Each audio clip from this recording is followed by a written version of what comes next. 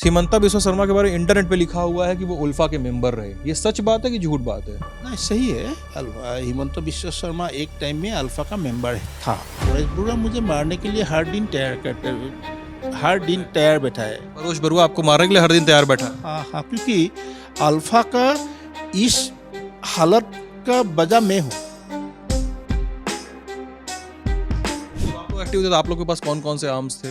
उस टाइम में M16 था, AK-47 था, AK-81 था, AK-56 था, G1 था, G2 था, एंटी एयरक्राफ्ट था। पहले तो हम लोग का आर्म्स NSCN का थ्रो से, NSCN का जो खपलांग है, हाँ हाँ, आके उसका थ्रो से आते थे। लेकिन अभी पूरा आर्म्स का डायरेक्ट लिंक परेश बरुआ का हाथ ही। अभी आर्म्स NSCN को भी चाहिए तो परेश बरुआ ही उसको आर्म दे सकते हैं। अभी आर्म्स का मार्केट उसका कंट्रोल में है। बाहर का आदमी का साथ अल्फा ने जो ऑपरेशन किया था वो थोड़ा गलत था, क्योंकि उस टाइम में यहाँ ऑपरेशन बजरंग का या राइनो का टाइम में यहाँ सबसे ज़्यादा असमीज पब्लिक को रेप किया, मारा, वो रेजिमेंट था बिहार रेजिमेंट। उसका वजह से बिहार रेजिमेंट का ऊपर जो हम लोग का खूब गुस्सा था, उसको निकालने के लिए हम लोग बिहारी आदमी को टारगेट किया था। म्यांमार में हम लोग NSCN, मणिपुर का PLA, UNLF, पीपाक और NSCN, हाँ, सब मिलके एक साथ में रहते थे। ऑपरेशन राइनो, उस राइनो का टाइम में हम लोग का नुकसान हुआ है। हाँ, हम लोग का कैडर बहुत पकड़ा गया, बहुत कैडर मार दिया।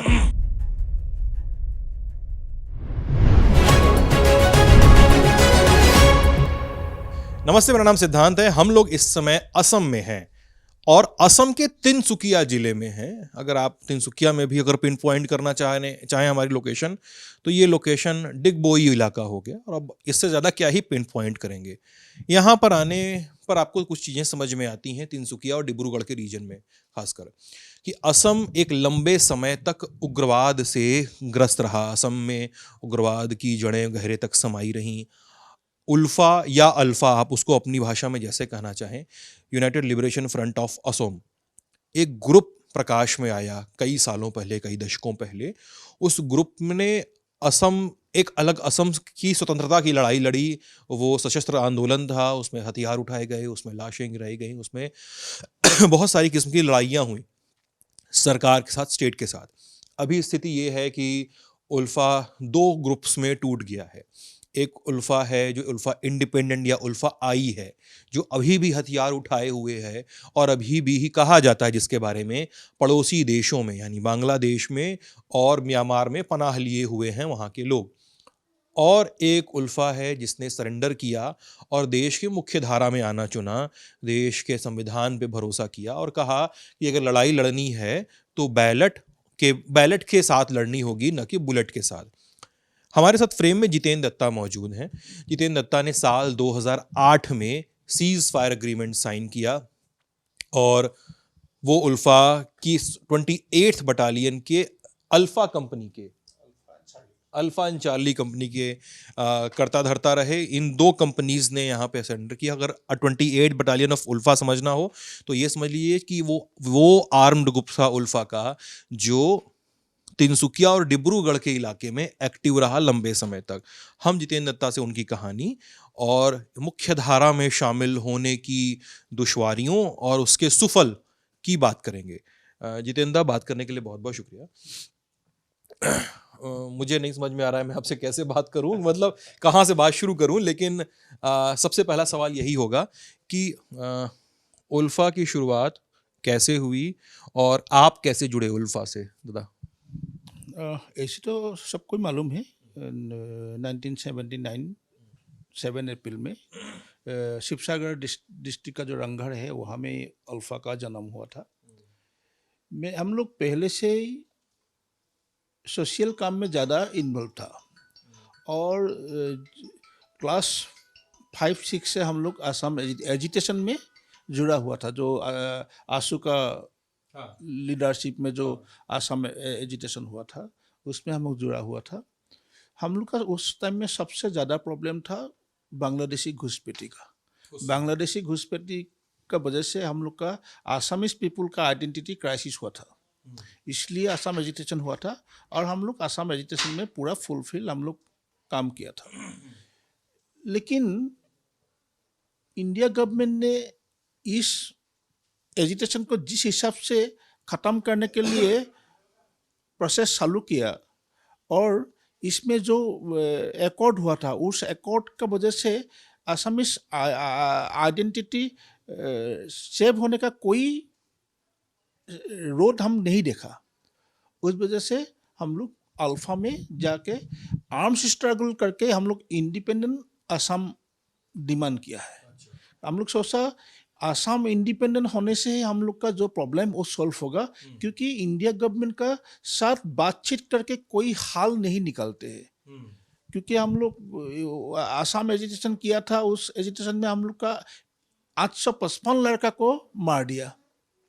855 लड़कों को भारत सरकार ने मार लेकिन दिया। हम लोग डेमोक्रेटिकली वो फाइट किया था, कभी भी हम आर्म्स स्ट्रगल नहीं किया था, डेमोक्रेटिकली।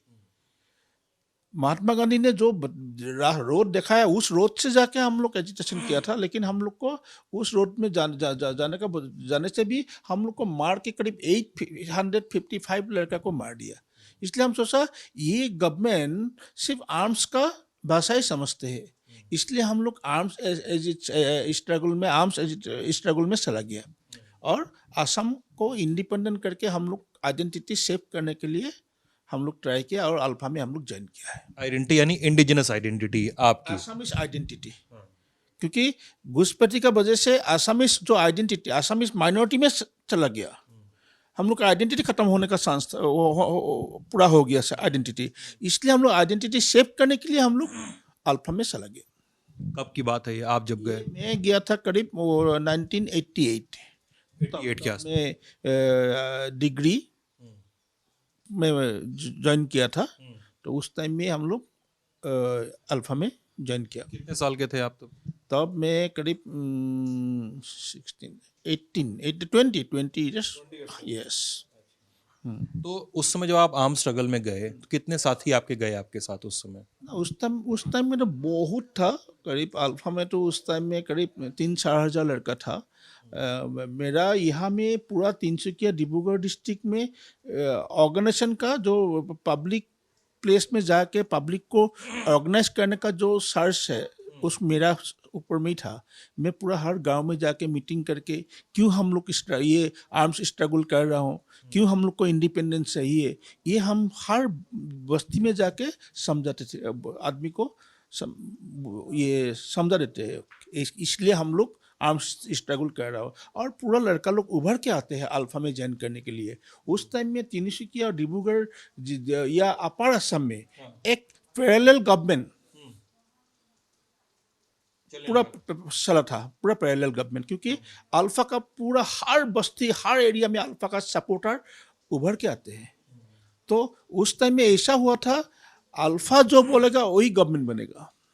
अल्फा पब्लिक को अल्फा बोलेगा कि इस बार हम लोग को ये गवर्नमेंट चाहिए, वही पब्लिक उस गवर्नमेंट को ही, उस पार्टी को ही वोट देगा। ऐसा एक माहौल तैयार हुआ था। इंडिपेंडेंट जो डिमांड था उस डिमांड को सपोर्ट करके पब्लिक अल्फा को पूरा सपोर्ट किया था। और ये पुलिस और पैरामिलिट्री कब एक्टिव हुई आप लोगों के खिलाफ, उल्फा के खिलाफ? हाँ, कब एक्टिव हुआ पुलिस वगैरह? जब वो था 28 नवंबर ऑपरेशन बजरंग फर्स्ट दिया था। ऑपरेशन बजरंग। तो हम लोग का जो सेंट्रल अल्फा का सेंट्रल कमेटी का जो GSQ and CSQ general headquarter and central headquarter था हम लोग का, ये दिग्बोई का नज़दीक लकी पठार एरिया में। कितना दूर यहाँ से? यहाँ से करीब 5 किलोमीटर। वहाँ में पूरा कैंप था, ट्रेनिंग कैंप है, सेंट्रल लीडर का हेड कैंप, सब यही में था। और हम लोग का भी थोड़ा गलती हुआ, क्योंकि उस टाइम में हम लोग ऐसा हो गया कि हम लोग गवर्नमेंट बना दिया, इंडिपेंडेंट हमको मिल गया, इस हिसाब से हम लोग एक्टिविटीज़ करने के लिए चालू कर दिया। ओपनली बंदूक लेके मार्केट में आ गया, ओपनली बंदूक लेके बस्ती में चला गया। तो उस टाइम में थोड़ा गवर्नमेंट भी आसाम गण परिषद था, जो आसू से एजिटेशन करने के बाद जो एग्रीमेंट हुआ था, एग्रीमेंट के बाद वो लड़का लोग एजीपी में पॉलिटिकल पार्टी गठन में ज्वाइन किया गण परिषद, और वो लोग गवर्नमेंट बनाया। तो आसाम गण परिषद गवर्नमेंट था, थोड़ा हम लोग का एक रिलेशन भाईचारा वाला था, भाईचारा रिलेशन था। तो इसलिए वो लोग भी ज्यादा कुछ भी नहीं वो कर लोग भी आंसू से निकला, आप लोग भी आंसू से निकले। आंसू से निकला। देखिए हम लोग को ऊपर वो लोग ज्यादा स्ट्रिक्ट नहीं हुआ, तो हम लोग भी चाहते हम लोग को इंडिपेंडेंट मिल कॉन्फिडेंस में आ गए, पूरा ओपनली एक्टिविटी चालू कर दिया। और उसका टाइम में हम लोग क्या हुआ, कलेक्शन इतना जो बिजनेसमैन है वो लोग का से हम लोग कलेक्शन किया था पैसा। और हम लोग कलेक्शन में हम लोग क्या किया, ये मैकलन मैगर कंपनी में भी हम लोग जो आपका आसाम टी हाँ, ये आशा आपका डुमडुमा में जो है मैगर कंपनी, उसमें भी हम लोग डिमांड दे दिया। उस वजह से जब उसका ऊपर जब प्रेशर आ गया तो उस हम लोग का ऊपर ये क्रैकडाउन चालू हो गया। और 28 नवंबर रात ऑपरेशन ये आसाम गवर्नमेंट को डिजॉल्व करके राष्ट्र प्रेसिडेंट रूल दे दिया, और हम लोग का ऊपर ऑपरेशन बजरंग चालू कर दिया। क्या क्या हुआ था ऑपरेशन बजरंग के दौरान? ऑपरेशन बजरंग का हम लोग का ज़्यादा इफेक्ट नहीं था, हम लोग का मालूम था, आइडिया लग गया था। हाँ, आइडिया लग गया था हजे और कुछ ऑपरेशन होने का चांस है। तो हम लोग पहले प्रिपरेशन कर दिया, प्रिपरेशन करके उस लखीमपुर जो रिजर्व है उसमें जब ऑपरेशन बजरंग चालू किया था आर्मी ने रात, तो वो लोग का भी बहुत ज़्यादा लॉस हुआ था। हम लोग का ज़्यादा इतना लॉस नहीं हुआ, लेकिन बाद में वो लोग फिर ऑपरेशन राइनो, उसका 1 साल का बाद ऑपरेशन राइनो दिया था, ऑपरेशन राइनो। उस राइनो का टाइम में हम लोग का नुकसान हुआ है। हाँ, हम लोग का कैडर बहुत पकड़ा गया, बहुत कैडर मार दिया, और एक टीम को हिटासर हो गया था वो आपका उस टाइम में, क्योंकि राष्ट्रपति शासन देने के बाद फिर नया इलेक्शन हुआ। इलेक्शन में कांग्रेस फिर आ गया और सीएम था हितेश्वर शइकिया। हितेश्वर शइकिया ने एक टीम को सरेंडर कर दिया। अच्छा, तो उस सरेंडर करने के बाद हम लोग का थोड़ा जो हम लोग का जो स्ट्रेंथ है थोड़ा कम हो गया। अच्छा, एक समय में जो उल्फा की हाईएस्ट स्ट्रेंथ कितनी थी? सबसे ज़्यादा लोग एक समय तक कितना रहे?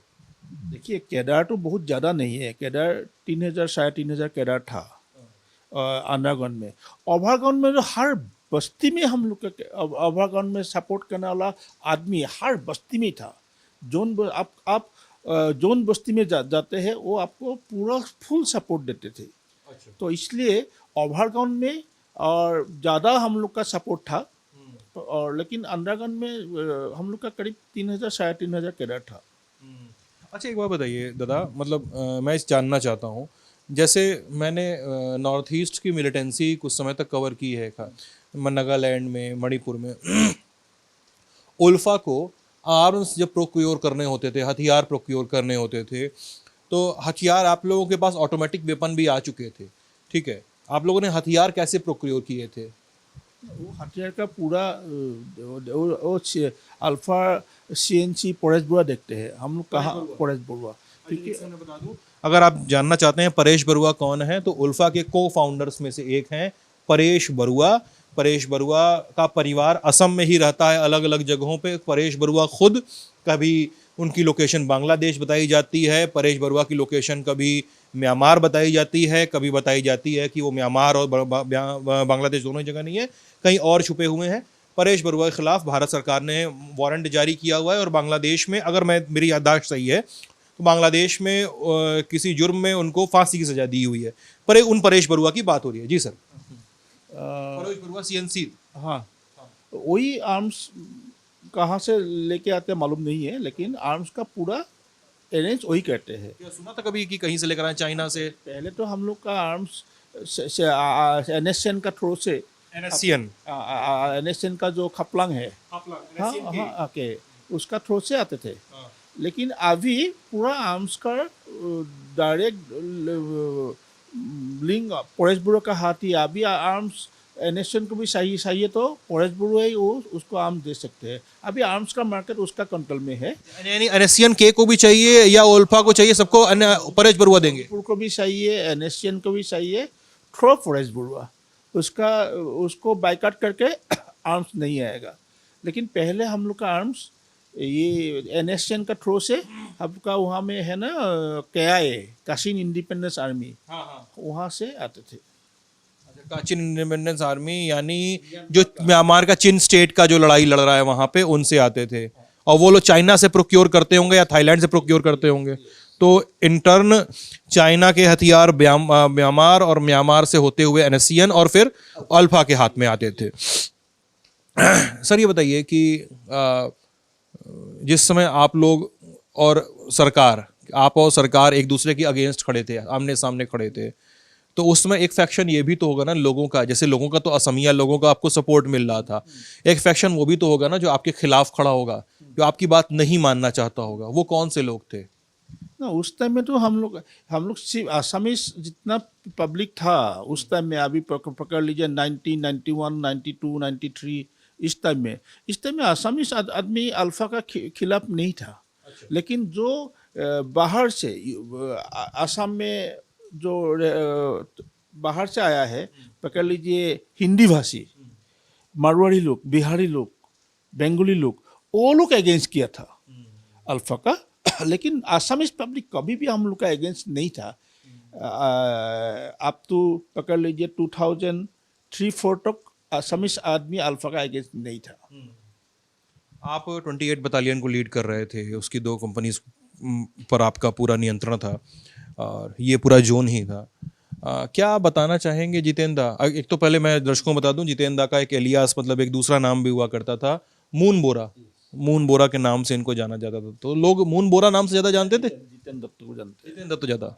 अच्छा, तो जैसे जब ऑपरेशन आपका बढ़ा, आपका संगठन आगे बढ़ा, आपकी 28 बटालियन जब आगे बढ़ी, तो किन किन एक्टिविटीज़ में 28 बटालियन ने एक्शन लिया? वहाँ पे किन किन एक्टिविटीज़ में 28 बटालियन ने लीडिंग भूमिका निभाई थी? क्या ऐसी कोई एनेक्डोट्स हैं आपके पास? 28 बटालियन का ज़्यादा तो ऑपरेशन का काम ही संभालते हैं। इंडियन आर्मी का अगेंस्ट हम लोग बहुत ज़्यादा ऑपरेशन किया हूँ इंडियन आर्मी का अगेंस्ट में। जैसे कुछ ऑपरेशंस बता सकते हैं? हाँ, यहाँ में तो बहुत, आप पकड़ लीजिए दुमदुमा में दाइसा आर्मी कैम्प अटैक, लखीपथर में आर्मी कैम्प अटैक, और आपका सबसे बड़ा हम लोग का आर्मी का साथ लड़ाई हुआ था डिब्रू सैखोवा। हाँ, डिब्रू सैखोवा में हम लोग का कैंप था। आपका कैंप था? हाँ। कितना बड़ा कैंप था? कितने लोग थे उसमें? था करीब 50-60 लड़का था। अच्छा। पहले से हम लोग डिब्रू सैखोवा को ही बेस करके हम लोग यहाँ तिनसुकिया डिब्रूगढ़ ऑपरेशन कंट्रोल किया था। डिब्रू सैखोवा में हमारा बेस था पूरा। तो उसमें पूरा एक ब्रिगेड पूरा 10,000 आर्मी ने पूरा घेराव करके वहाँ में ऑपरेशन किया था। उसमें बहुत ज़्यादा लड़ाई हुआ था। हम लोग का करीब वहाँ में 8-9 लड़का हम लोग का वहाँ में शहीद हुआ था। वो सबसे बड़ा ऑपरेशन, क्योंकि वो ये डिब्रू सैखोवा ऑपरेशन आप किसी आर्मी ऑफिसर को पूछने से मालूम पड़ेगा, वो बहुत ही बड़ा ऑपरेशन। उस ऑपरेशन का टाइम में हम लोग का करीब 8-9 लड़का बिना खाए वो लोग मर गया, क्योंकि आर्मी ने पूरा रेशन बंद कर दिया। पूरा जितना हम लोग का कैंप था वो पूरा डिस्ट्रॉय कर दिया। तो और डिब्रू सैखोवा का जो एरिया है पूरा सराउंडिंग एरिया नदी है। अच्छा। सराउंडिंग नदी के नाव नहीं होने से आना जाना नहीं होते हैं, लेकिन आर्मी ने पूरा नदी कैप्चर कर दिया। तो वही वजह से हम लोग का लॉस बहुत हुआ, लेकिन वो बहुत बड़ा ऑपरेशन था। आप लोगों ने जैसे जब हथियार उठाए और जब ये था कि स्वतंत्र असम करना है, अभी आपने NSCN के का नाम ले लिया, लेकिन दूसरे कुछ मिलिटेंट ग्रुप्स भी थे, दूसरे कुछ ऐसे ग्रुप्स भी थे, रेबल ग्रुप्स थे, जिनसे आपका आपका गठजोड़ बना, जिनसे आपने हाथ मिलाया, ऐसा कोई ग्रुप्स थे? हाँ, हम लोग का म्यांमार में हम लोग NSCN, मणिपुर का PLA, UNLF, पीपाक, ये पीएलए, प्रीपाक और यूएनएलएफ तीनों। तीनों, और NSCN, हाँ, सब मिलके एक साथ में रहते थे हम लोग। हाँ, कैंप में एक साथ में हम लोग। और उस टाइम में अब जॉइंट ऑपरेशन भी हम लोग किया था। जॉइंट ऑपरेशन कौन सा किया था? असम में या कभी नागालैंड में भी।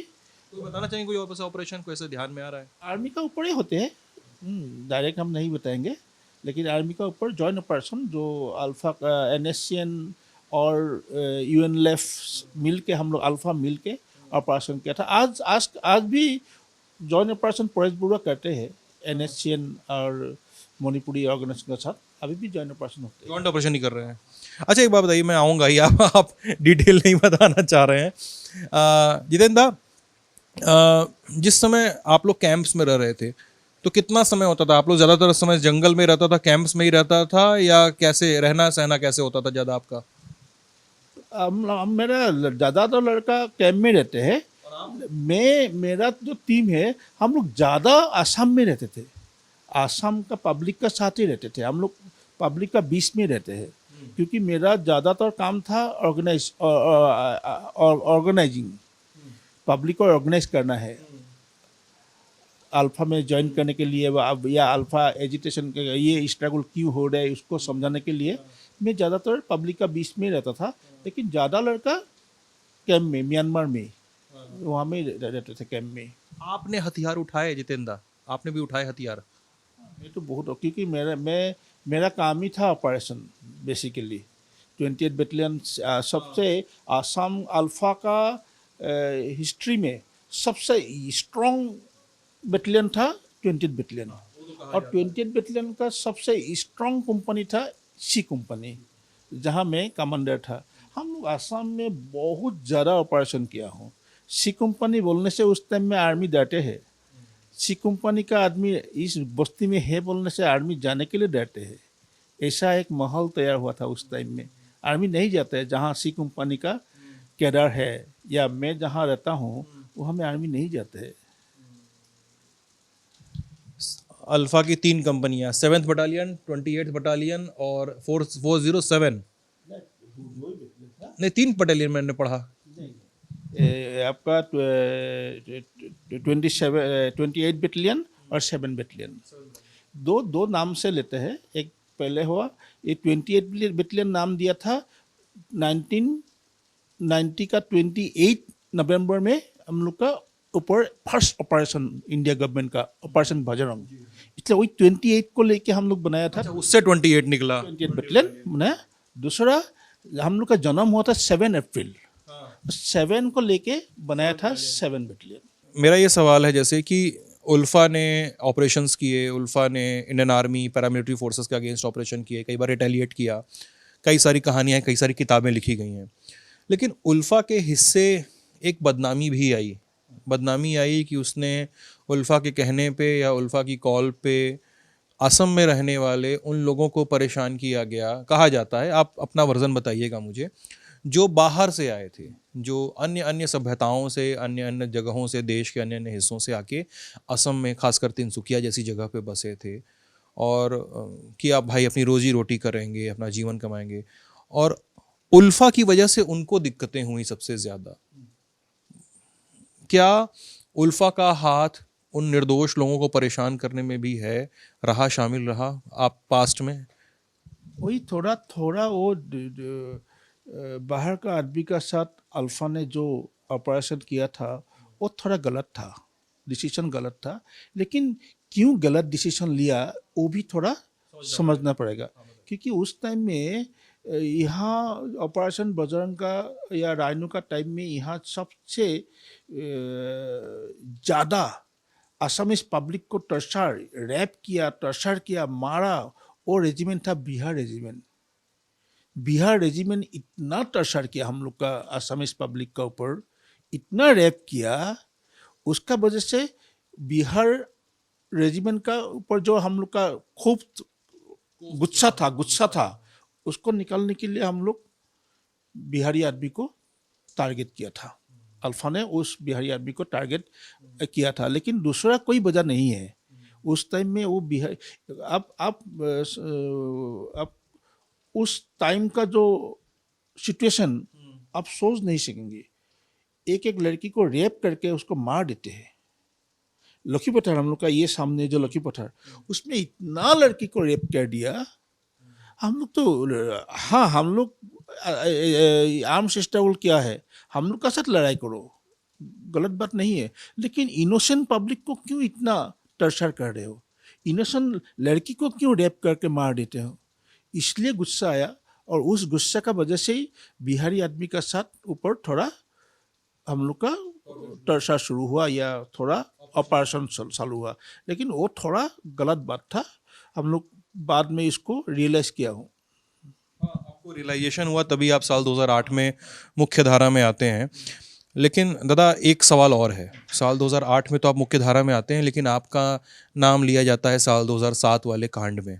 बार बार आप पर सवाल उठते हैं कि जितेंद्र दत्ता का ऑपरेशन था जिसमें बिहारियों को गोली मारी गई थी, तिनसुकिया में गोली मारी गई थी। क्या उस आप जब अगर ये सवाल जब पूछा जाता है आपसे तो आप क्या जवाब देते हैं, और क्या लगता है कि अभी बोझ है आपके सीने पे, अपने ऑपरेशंस का, अपने पास्ट ऑपरेशंस का बोझ है आपके सीने पे? क्या लगता है? वही हम लोग अभी मैं बोला ना, रियलाइज वाला। हाँ, रियलाइज कर रहा हूँ। मैं जब निकल के आ गया तब मैं तिनसुकिया हर मारवाड़ी बिहारी आदमी के साथ मैं मीटिंग किया हूँ, बातचीत कर रहा हूँ। उस टाइम में जो गलती हुआ वो मैं स्वीकार कर रहा हूँ। लेकिन 6-7 में जो हुआ था वो भी एक अलग कहानी था। अब उस टाइम में न्यूज़ में आया था, आसामीज एक आदमी को बिहार में बहुत बेरहमी से मार दिया। बिहार में उसका वजह से हम लोग फिर ऑपरेशन चालू किया बिहारी के अगेंस्ट में। वो मैं थोड़ा भूल गया उस टाइम में, उस बिहार में आसामीज आदमी को जो जिस हिसाब से मारा, उसको लेके आसाम में बहुत ज़्यादा एक गुस्सा था, और एक बहुत गर्म माहौल था उसमें। हर ऑर्गेनाइजेशन प्रोटेस्ट किया था, बहुत ऑर्गेनाइजेशन प्रोटेस्ट किया था उस मर्डर के लिए। तो हम लोग भी उसमें हम लोग का गुस्सा जाहिर करने के लिए हम लोग का अल्फा सेंट्रल कमेटी ने बिहारी के अगेंस्ट ऑपरेशन करने के लिए कहा, हम लोग ऑपरेशन किया था। जिस समय जब आप एक्टिव रहे, आपने जून 2008 में आपने सीज फायर साइन किया, आप फिर उस ग्रुप में शामिल हो गए जिसको प्रो टॉक ग्रुप कहा जाता है। एक जो उल्फा बचा रह गया उसको उल्फा इंडिपेंडेंट कहा जाता है। आप तो इधर आ गए, तो जब आपने ये शुरू किया कि आप जाएंगे, मुख्य धारा में शामिल होंगे, आप सरकार से बातचीत शुरू करेंगे, तो उस समय क्या उल्फा लीडरशिप से आपको अपोज किया गया, आपको मतलब रोका गया?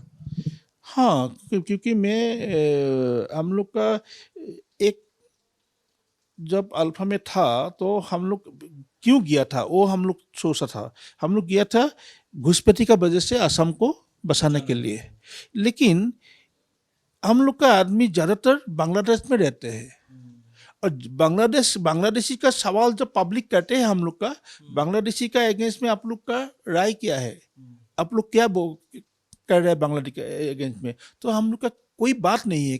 क्या बोलेंगे आप पब्लिक का बात? अच्छा, यानी आप ये बोल रहे हैं कि आप लोग की पूरी लड़ाई बांग्लादेशी घुसपैठियों के खिलाफ थी, और आपकी लीडरशिप जाके बांग्लादेश में बैठी हुई थी, और पब्लिक ये सवाल करती तो आपके पास कोई जवाब नहीं होता था? नहीं होते बांग्लादेश के अगेंस्ट में, जब पब्लिक से सवाल करते हैं हम लोग का कोई जवाब नहीं है। तो हम लोग भी सेंट्रल लीडर को पूछ रहा हूँ, बोलिए बांग्लादेशी का अगेंस्ट में हम लोग का क्या है राय, क्योंकि वो लोग अभी हम लोग का उसका अगेंस्ट में कुछ नहीं बोलेंगे तो 20 साल का बाद हम लोग का पूरा आसाम वो लोग भर जाएगा, तो हम लोग क्या करेंगे? इंडिपेंडेंट मिलने का बाद भी हम लोग का इंडिपेंडेंट खत्म हो जाएगा, क्योंकि बांग्लादेशी है वहाँ पूरा भरपूर हो जाएगा। तो उसका कोई रिजल्ट या कोई जवाब वो लोग का पास नहीं था। तो हम लोग सोचा ऐसे हम लोग एजिटेशन, ये आर्म्स स्ट्रगल करने से फायदा नहीं है। हम लोग जाएंगे असम, और जाके हम लोग का सबसे बड़ा काम है, हम लोग इकोनॉमिकली साउंड होना पड़ेगा। लड़का लोग को हम लोग उसको इकोनॉमिकली साउंड करने से या इकोनॉमिकली हम लोग इंडिपेंडेंट होने से हम लोग आइडेंटिटी हम लोग का सेव होगा। तो इसलिए मैं सोचा ये नहीं होगा, तो हम लोग का सबका ग्रुप का साथ, सब लड़का का साथ पूरा ओपनली बात किया, ये मुद्दा है, ये हम लोग का प्रॉब्लम हो रहा है, इस प्रॉब्लम की वजह से हम लोग मोलहुटी में हम लोग जा रहे हैं और वहाँ जाके हम लोग जो करना है करेंगे, इसलिए हम निकल के आ गया। जब आप आए इधर, परेश बरुआ ने अपोज किया, क्या बोला परेश बरुआ ने?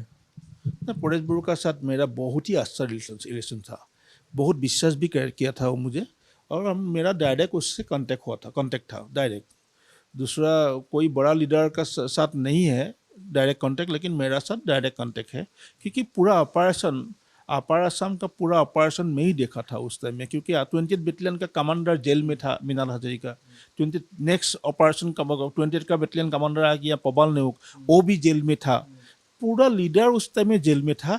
तो पूरा अपर असम का जो ऑपरेशन में ही देखा था, इसलिए परेश बरुआ का साथ एक डायरेक्ट मेरा कांटेक्ट था।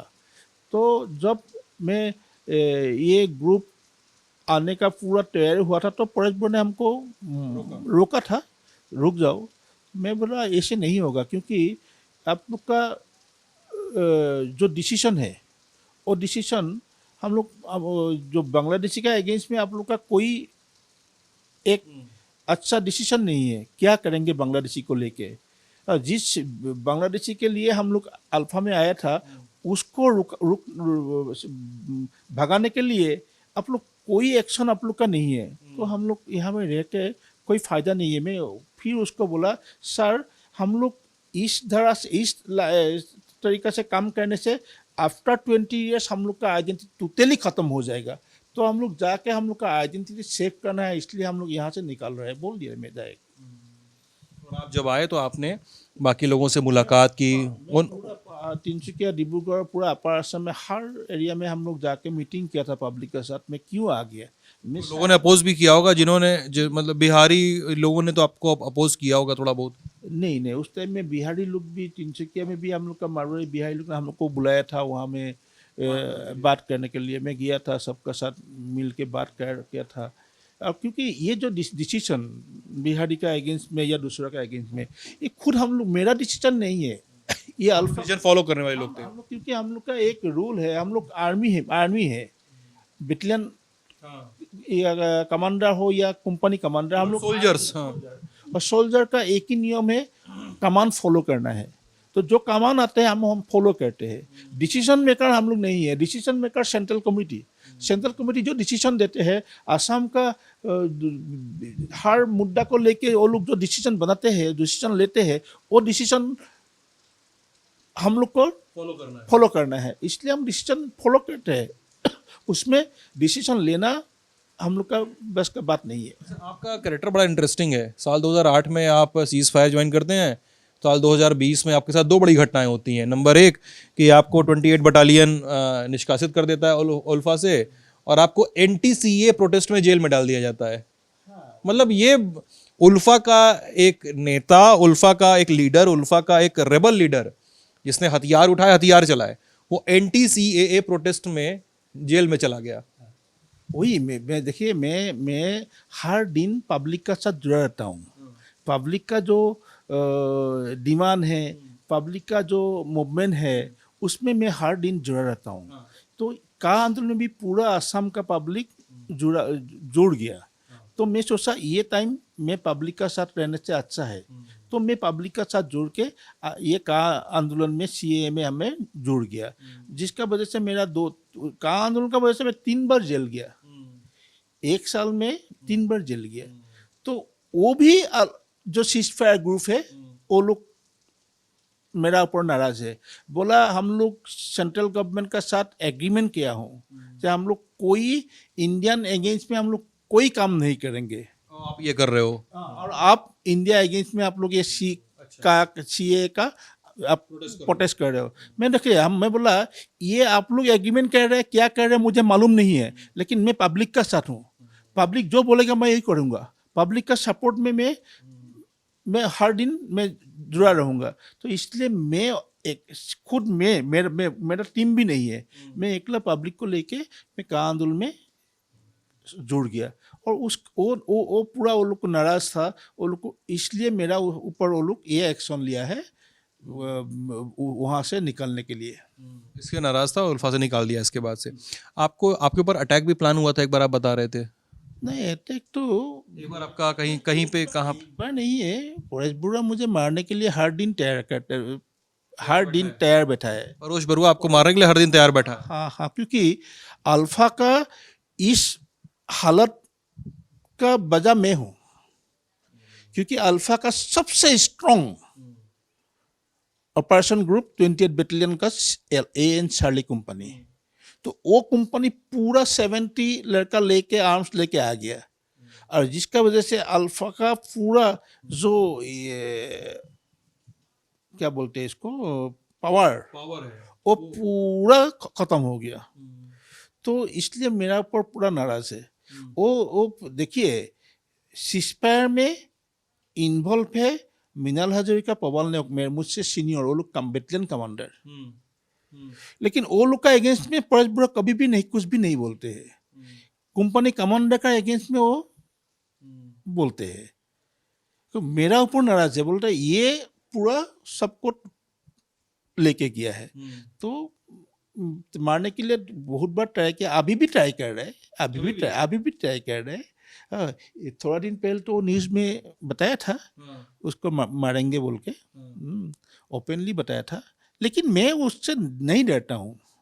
मरना ऊपर वाला का हाथ में है, एक दिन तो मरूंगा, हाँ, लेकिन पब्लिक का काम करके मरूंगा। ऐसे डर के हम नहीं जीते।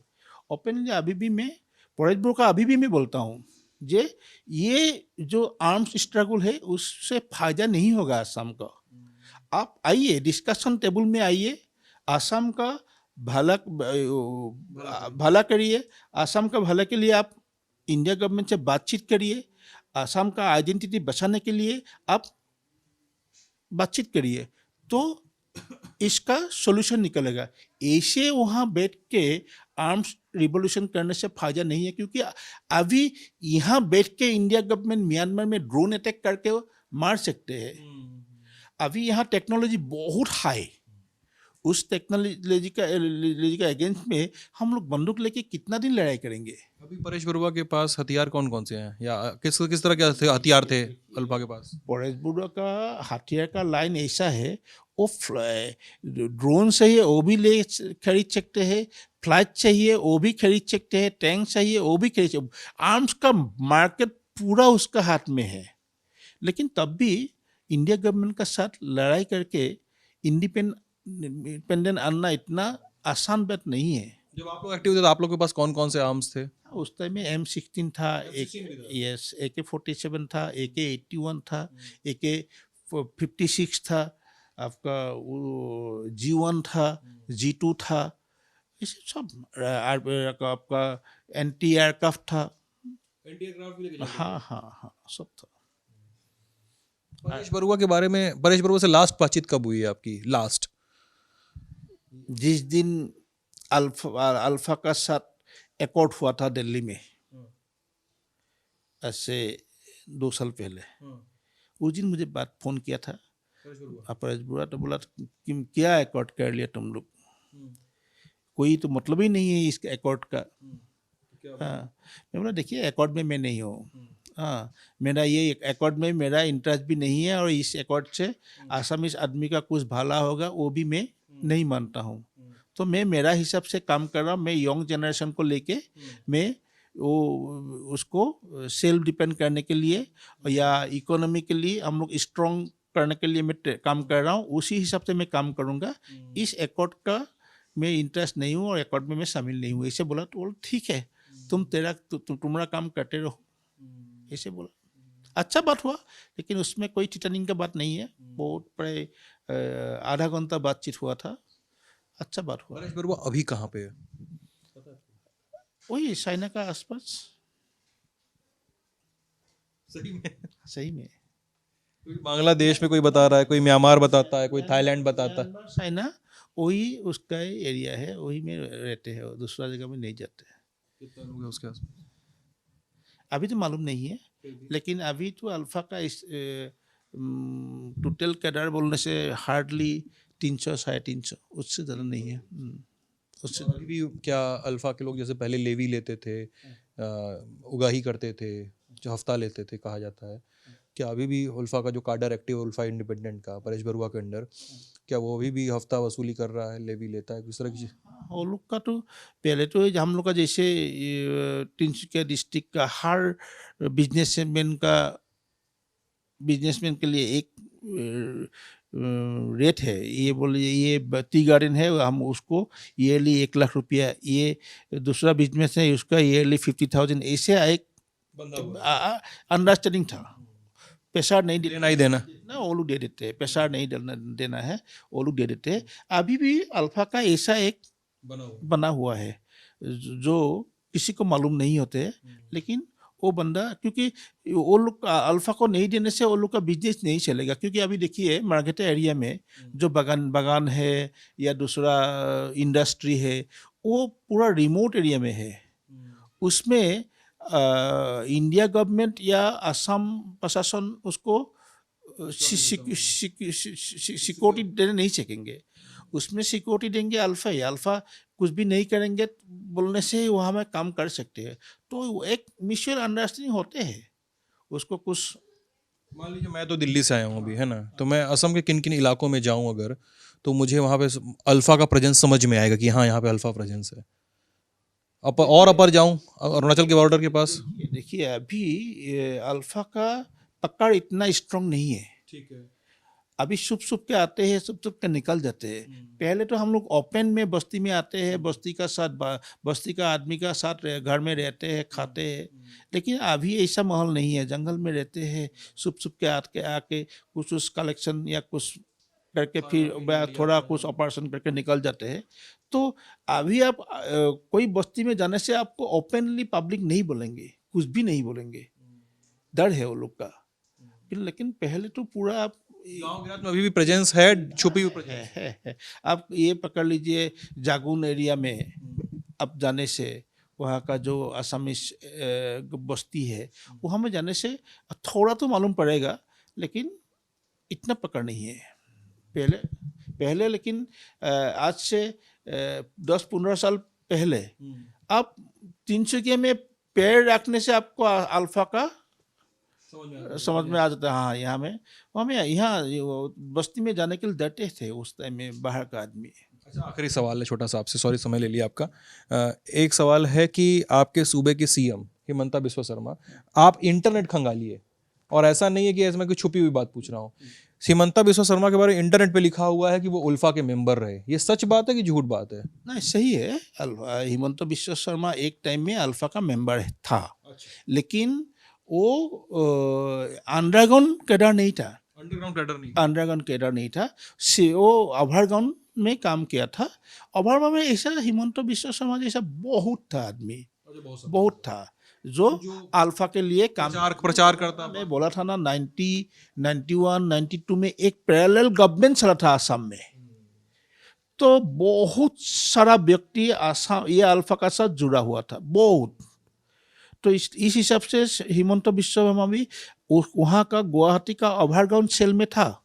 वो ओवरग्राउंड का सेल में जाके जो काम, ओवरग्राउंड का जो काम है वो किया था। लेकिन वो कभी भी ट्रेनिंग नहीं लिया, और कभी भी अल्फा का जो अंडरग्राउंड जो ग्रुप है उसमें वो नहीं है। बस आखिरी छोटी सी बात, रिग्रेट होता है कभी ऐसा लगता है, मन में दुख होता है कि आपके हाथ से चली बंदूकों ने निर्दोषों की लाशें गिराई, या किसी का घर में किसी के घर के चिराग बुझा दिए आप लोगों ने, या कभी लगता है कि इसका प्रायश्चित कर पाएं, इसको कभी भुला पाएं तो भुला सकेंगे, इसका माफ़ी मिल जाए किसी तरह से? नहीं, होते हैं, 100% होते हैं। क्योंकि हम लोग का हाथ से बहुत आदमी मरा है, और मेरा साथ में भी मैं जितना लड़का को लेके आया था अल्फा में, उससे भी बहुत लड़का मर गया। अभी असम में करीब 10,000 लड़का मर गया। और वो लोग भी तो मरा होगा जो अल्फा में आया होगा। अल्फा में आया हुआ है वो भी मरा, 10,000 लड़का मरा। मैं जिसको लेके आया था घर से, वो लोग ऐसा भी बहुत लड़का मर गया। अभी सोच रहा हूँ कि एक एमलेस रोड में हम जाके कोई एम नहीं था, कोई रोड मैप नहीं था, एक प्रॉपर रोड मैप नहीं था। ऐसा लाइन में जाके मेरा जो पास्ट वो मैं ऐसे ख़त्म कर दिया। और ऐसा एक लड़का को हम ये मरने के लिए ढकेल दिया, या हम ऐसा कुछ आदमी को जो हम लोग का अगेंस्ट किया था, ऐसा आदमी को हम लोग अगेंस्ट करने का वजह से हम लोग मार दिया। अभी मेरा वही एक फीलिंग आ रहा है, हम लोग गलत किया, अभी आ रहा है। इसलिए अभी क्या कर रहा हूँ कि अभी हम लोग कैसे समाज को एक सबको यूनिफाइड करना है, उस लाइन में हम लोग काम कर रहे हैं। सबको लेके एक बड़ा असम बनाने के लिए हम लोग कोशिश कर रहे हैं। अभी वो पास को छोड़ के अभी फ्यूचर में कैसे सबको लेके एक बड़ा असम बनाना है, उसमें हम लोग काम कर रहे हैं। बस सॉरी, मैं लास्ट सवाल करके दो सवाल पूछ चुका हूँ, लेकिन एक होता, जब आप लोग एक्टिव थे तो यहाँ पे लोकल लोग आपको क्या कह के बुलाते थे आप लोगों को? मतलब जैसे मैं मणिपुर या इधर नागालैंड वगैरह की बात करूँ तो उधर वॉलंटियर्स कहते हैं लोग अपने आप को ना। सो मैं जब वहाँ के मिलिटेंट्स का या एक्सट्रीमिस्ट का, रेबल ग्रुप्स का इंटरव्यू करता हूँ तो मैं उनसे पूछता हूँ कि आपको लोग मिलिटेंट कहते हैं या आपको लोग उग्रवादी कहते हैं या क्या कहते हैं? तो बताता है नहीं, हमको वॉलंटियर कहा जाता है, वीवी कहा जाता है। या ये सब आदमी अल्फा को रिवोल्यूशनरी बोलते हैं, रिवोल्यूशनरी। और हम लोग कभी भी नहीं मानते हम लोग एक्सट्रीमिस्ट है बोल के, हम लोग उग्रवादी है कि बोल के नहीं मानते, क्योंकि हम लोग एक क्यों गया था उसका रीजन है। उस टाइम में इंडिया गवर्नमेंट ने घुसपैठी का अगेंस्ट में कोई स्ट्रांग स्टैंड लेने से अल्फा जन्म होने का कोई सवाल ही नहीं था। लेकिन इंडिया गवर्नमेंट अभी जो घुसपैठी के अगेंस्ट में इंडिया गवर्नमेंट जैसा एक्शन ले रहा है, उस टाइम में हम लोग जब बोला था कि इसको बॉर्डर सील करिए, उसको जो 51 का बाद जो आसाम में आया था उसको आप देख के निकालिए, वो जो बोला था वो काम करने से अल्फा जन्म होने का कोई सवाल ही नहीं था। लेकिन वो बात वो नहीं सुना और सिर्फ हम लोग को ऊपर बंदूक डाल दिया। सबको जो जाएगा रास्ता में आएगा उसको मारना है, तो ऐसा कर दिया जो हम आसामीज इंडिया का कुछ भी नहीं है, वो एनिमी है। आसामीज पीपुल इंडिया का एनिमी है, ऐसा सोच के हम लोग का ऊपर वो लोग बंदूक से हम लोग का 855 लड़का को मार दिया। इसलिए हम लोग अल्फा में ज्वाइन किया था। लेकिन इंडिया गवर्नमेंट उस टाइम में कोई स्ट्रांग तो अल्फा का जन्म नहीं हुआ था। जितेंद्र, आपने बात की, बहुत बहुत शुक्रिया, बहुत बहुत शुक्रिया। मैंने आपका समय लिया, उसके लिए माफ़ी कर दीजिएगा मुझे। तो ललन टॉप पे बातचीत देख रहे थे आप। बातचीत में आपको क्या अच्छा, क्या ख़राब, क्या जो भी जैसा लगा हमें कमेंट सेक्शन में लिख के ज़रूर बताइएगा। देश का पूर्वोत्तर जो है, जहाँ पे इस देश में सबसे पहले सूरज उगता है, जहाँ पे इस देश में सबसे ज़्यादा चावल उगाया जाता है, वहाँ पे इस देश में बहुत सारा खून भी देखा है, बहुत सारा रक्तपात देखा है, बहुत सारा आर्म्ड स्ट्रगल देखा है। सारा सब कुछ संघर्ष के दायरे में गिना जाता रहा, सारा सब कुछ आंदोलन, रिवॉल्यूशन उसके दायरे में गिना जाता रहा। सरकार के लिए उसके अपने मतलब थे, लोगों के लिए अपने मतलब थे, हथियार उठाने वालों के लिए अपने एकदम अलग मतलब थे। सब अपने अपने मतलब की लड़ाइयाँ लड़ रहे थे और इलाका बदनाम हुआ जा रहा था। ऐसी ही लड़ाइयाँ अगर आप देखें तो नागालैंड में चल रही हैं ढके छुपे तरीके से, मणिपुर में ढके छुपे तरीके से तो एकदम नहीं चल रही हैं, खुलेआम चल रही हैं। और असम में क्या चल रहा है जितेंद्र ने आपको बता ही दिया। ललन टॉप आप देख रहे थे, मैं हूँ सिद्धांत, कैमरे के पीछे हैं हेमराज। अपना ख्याल रखिएगा, बहुत बहुत शुक्रिया।